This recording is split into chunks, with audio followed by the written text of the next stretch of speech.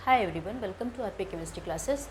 तो क्लास आज जो मैंने क्वेश्चंस लिए हैं उस चैप्टर से, केमिकल इक्विलिब्रियम के चैप्टर से, उसमें थर्ड क्वेश्चन है the value of Kc for the reaction N2+3 equal to NH3 is 4 × 10⁻³ mole की power -2 litre square at 300 kelvin. What will be the value of Kp at this particular temperature. हम सभी जानते हैं कि Kp is equal to होता है Kc into RT की power delta N. जो इक्वेशन दिया गया है that is N2 + 3H2 is equal to 2NH3। जब मैं ये इक्वेशन किसी भी क्वेश्चन को सॉल्व करने के लिए लेती हूँ, ये रिलेशन Kp और Kc में, तो हमें जो एक चीज़ का ध्यान रखना होता है वो डेल्टा एन की वैल्यू। जो डेल्टा एन होता है ये concentration of number of moles of product minus number of moles of reactant के बराबर होता है। लेकिन जो मोल्स ऑफ रिएक्टेंट और प्रोडक्ट की बात कर रहे हैं वो गैसियस फॉर्म में होना चाहिए। कहने का मतलब यहाँ पे अमोनिया गैस है, हाइड्रोजन गैस है और N2 भी गैस है।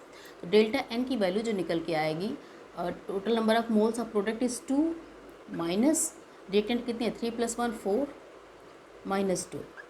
ठीक है, डेल्टा एन की वैल्यू -2 निकल के आई है। Kp is equal to Kc RT की पावर डेल्टा एन। अब मान लीजिए Kc दिया गया है यहाँ पे। हाँ, Kp और Kc क्या होता है, यहाँ पर ये भी इक्विलिब्रियम कांस्टेंट है और ये भी इक्विलिब्रियम कांस्टेंट है। ये जो इक्विलिब्रियम कांस्टेंट है Kc हम सभी जानते हैं। Kp जो होता है, अगर रिएक्टेंट और प्रोडक्ट का जो कंसंट्रेशन है वो पार्शियल प्रेशर के टर्म में दिया जाए, पार्शियल प्रेशर,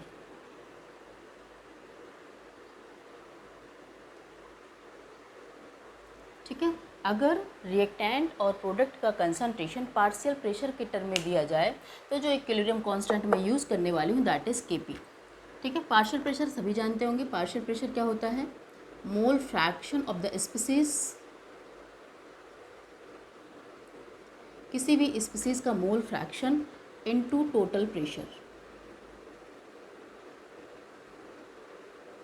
ठीक है, पार्शियल प्रेशर किसी का निकालना हो तो हम कैसे करते हैं, जिसका भी पार्शियल प्रेशर निकालना हो उसका मोल फ्रैक्शन फाइंड आउट करिए और उसको टोटल प्रेशर से मल्टीप्लाई कर दीजिए। मोल फ्रैक्शन क्या होता है, जिस भी स्पीसीज का मोल फ्रैक्शन निकालना होता है उसके number of moles of a particular species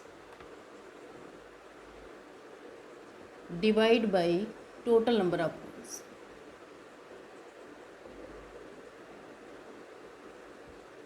into total pressure. मतलब मान लीजिए कैपिटल P है टोटल प्रेशर, तो आपका पार्शियल प्रेशर निकल के आ जाता है।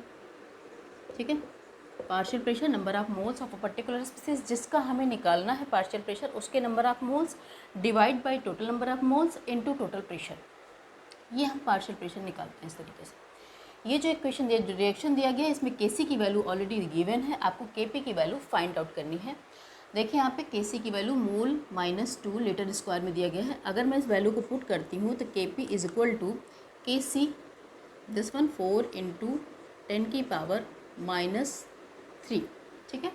R की वैल्यू यहाँ पे क्या लेंगे, R की वैल्यू देखिए यहाँ पे क्या लेने वाले हैं आप, मोल इनवर्स लीटर स्क्वायर में दिया गया है तो किस में लेंगे,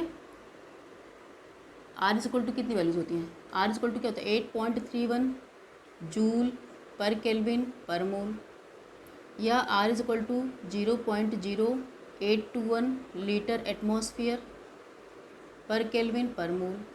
ठीक है, बाकी R is equal to 2 calorie होता है पर केल्विन पर मोल, ये सभी जानते हैं। तो यहाँ पर जो मैं R की वैल्यू लूँगी वो litre atmosphere per kelvin per मोल भी लूँगी, दिस वन। ठीक है, तो मैंने R की वैल्यू ली यहाँ पे 0.082 इंटू T की वैल्यू दिया गया है 300। डेल्टा एन की वैल्यू जो निकल के आई दैट इज़ -2।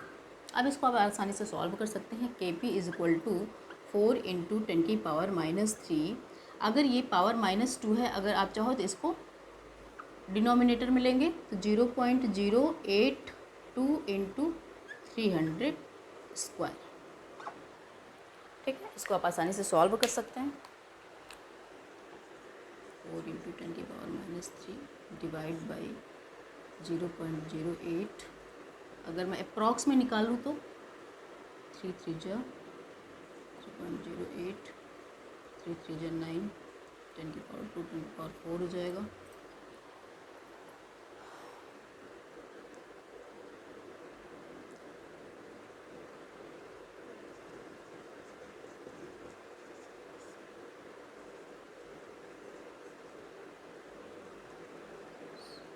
देखिए 0.08 को 8 इंटू 10 की पावर माइनस 2 लिख सकते हैं, 8 इंटू 10 की पावर माइनस 2, 8 इंटू 10 की पावर माइनस 2, तो 8 इंटू 10 की पावर माइनस 4 मैंने लिख दिया डायरेक्ट, इंटू 9 इंटू 10 की पावर 4 हो जाएगा, इंटू 9 इंटू 10 की पावर 4 हो जाएगा। ये कैंसिल आउट हो जाएगा, आपका हो जाएगा 4 इंटू 10 की power minus 3 divide by 8 into 8 into 9, ये आपका निकल के आएगा 1/16 इंटू 9 इंटू 10 की पावर माइनस 3। आप इसको सॉल्व कर सकते हैं, तो आपका जो भी के पी की वैल्यू आएगा दैट इज़ 1/144 इंटू 10 की पावर माइनस। आप इसको आसानी से सॉल्व कर सकते हैं, के पी की वैल्यू जो भी निकल के आएगी। तो यहाँ पर आपको जो एक चीज़ ध्यान देना है वो केपी और केसी में जो रिलेशन है वो डेल्टा एन कैसे आपको पुट करनी है वो चीज़ ध्यान देनी है। और पार्शियल प्रेशर क्या होता है, मैंने यहाँ पे ये चीज़ आपको डिस्कस किया है। पार्शियल प्रेशर मान लीजिए आपको निकालना पड़ जाए, तब आप कैसे करेंगे, उसके लिए छोटा सा फॉर्मूला है। मोल फ्रैक्शन होता क्या है वो भी आप सभी जानते होंगे, number of moles of a particular species to the total number of moles. R की जो वैल्यूज़ होती हैं उस इस तरीके के क्वेश्चंस में हम आर की कौन सी वैल्यू पुट करेंगे, ये मैंने यहाँ पर डिस्कस किया। इसके बाद मैं आपसे एक छोटी सी चीज़ डिस्कस करना चाहूँगी। कई बार कन्फ्यूज़न होता है, जैसे मान लीजिए हमारे पास न्यूमेरिकल्स आता है तो हम बहुत कंफ्यूज हो जाते हैं कि हमें किस तरीके से इनके कंसंट्रेशन को रखना है। जैसे मान लीजिए कुछ इस तरीके से रिएक्शन दी गई है, A + B = C। आप इसको इम्पोर्टेंट पॉइंट्स करके लिख सकते हैं। मान लीजिए आपके पास इक्वेशन दिया गया है A + B = C, और यहाँ पर A का इनिशियल मोल्स जो गया है, इनिशियल मोल्स या इनिशियल कंसंट्रेशन भी आप बोल सकते हैं। मान लीजिए A का 1 है, B का 2 है, C का 0 है, ठीक है। तो इक्विलिब्रियम स्टेज पर, एट इक्विलिब्रियम स्टेज आप ऐसे इक्वेशन को कैसे पुट करेंगे इक्विलिब्रियम स्टेज पर। देखिए यहाँ पे मान लीजिए A के x मोल डिसोसिएट हो रहे हैं और 2 के भी x मोल डिसोसिएट हो रहे हैं। यहाँ पर C कितना बनना चाहिए, x बनना चाहिए।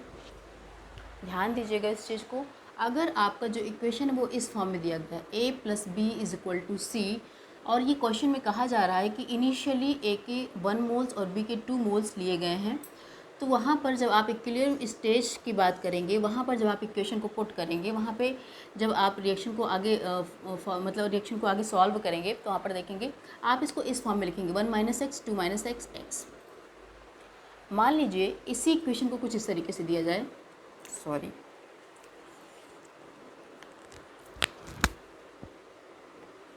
A + B = C, और यहाँ पे कहा जाए कि इनिशियली A के 1 मोल, B के 2 मोल और C के 3 मोल लिए गए थे, ठीक है। ये इनिशियल की बात हो रही है, इनिशियल स्टेज या इनिशियल कंसंट्रेशन बोल सकते हो। फिर इक्विलिब्रियम पे आप कैसे सॉल्व करोगे ऐसे क्वेश्चन को, एट इक्विलिब्रियम स्टेज कैसे निकालेंगे, 1 - x 2 - x। अब यहाँ पे 3 है, मतलब कहने का मतलब जब रिएक्शन शुरू की गई उस समय प्रोडक्ट का कंसंट्रेशन ऑलरेडी 3 था, ठीक है, ऑलरेडी 3 था, और इसके 1 और इसके x मोल और इसके x मोल भी जा रहे हैं, तो C का जो कंसंट्रेशन इक्विलिब्रियम स्टेज पे देखा जाएगा दैट इज़ 3 + x। ये तो पहला केस हो गया, ये दूसरा केस हो गया। अब मान लीजिए इसी को कुछ इस तरीके से दिखाया जाए, 2a + 3b = 2c। अब यहाँ पर इनिशियल की बात करेंगे तो क्या हो जाएगा, मान लीजिए 1 था, ये 2 था, ये 0 था, तो इक्विलिब्रियम स्टेज पे क्या हो जाएगा,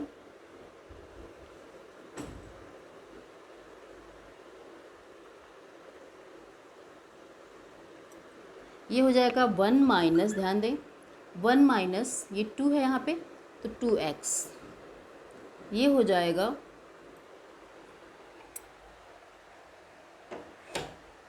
ये हो जाएगा 2 - 3 है 3x, और ये आपका 2x हो जाएगा। अगर किसी क्वेश्चंस में इक्वेशन इस फॉर्म में दिया गया है, बहुत सारी रिएक्शंस होंगे इसमें आप देखेंगे। जैसे आपके इसका एक एग्जांपल छोटा सा बता देती हूँ।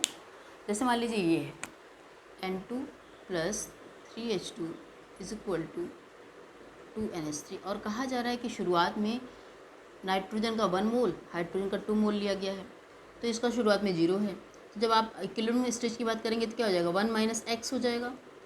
2 माइनस आगे 3 नंबर यहाँ पे 3 लिखा हुआ है तो 2 - 3x हो जाएगा, और यहाँ पे 2 है तो 2x हो जाएगा। अगर 2 नहीं होता तो नॉर्मली x होता। यहाँ पे अगर 4 लिखा होता तो 1 - 4x हो जाता। यहाँ पर 3 है तो 2 - 3x है। यहाँ पर 0 है तो नॉर्मली आपने 2x लिखा। मान लीजिए यहाँ भी कुछ इनिशियली होता, इनिशियल आपका जो प्रोडक्ट है उसके भी कुछ मोल्स होते, तब कैसे करते, उसको भी आप ऐड कर देते। जैसे मान लीजिए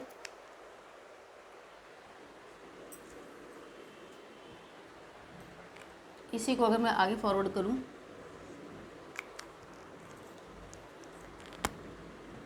(2a + 3b = 2c। शुरुआत में मान लीजिए इसका 1 होता, 2 होता, इसका 3 होता, तब कैसे करते इसको, आप इसको इक्विलिब्रियम पे कैसे लिखते, 1 - 2x, 2 - 3x, और यहाँ पर देखिए 3 ऑलरेडी था और यहाँ पे 2, अगर ये 3 नहीं होता तो आप 2x लिखते, लेकिन 3 भी है तो क्या लिखेंगे, 2x + 3।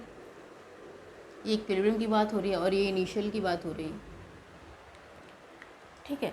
तो जब भी हम केमिकल इक्विलिब्रियम के क्वेश्चंस को कुछ इस तरीके से रिएक्शंस अगर दी गई हैं तो हम पहले ये देखते हैं कि रिएक्शंस किस फॉर्म में दी गई हैं। उसके बाद उसमें नंबर ऑफ मोल्स इनिशियली कितना दिया गया है, प्रोडक्ट का दिया गया है कि नहीं दिया गया है, वो सब चीज़ें ध्यान करके तब हम जब इक्विलिब्रियम स्टेज पर इनके नंबर ऑफ मोल्स निकाल लेते हैं तो ये बहुत ही आसान हो जाता है। अगर आप यहाँ पर थोड़ी सी भी मिस्टेक कर देते हैं इस तरीके से इक्विलिब्रियम स्टेज पे, तो फिर आपका आंसर कभी भी मैच नहीं कर पाता है। इस चीज़ को हमें यहाँ पे ध्यान देना है। Thank you, thanks for watching.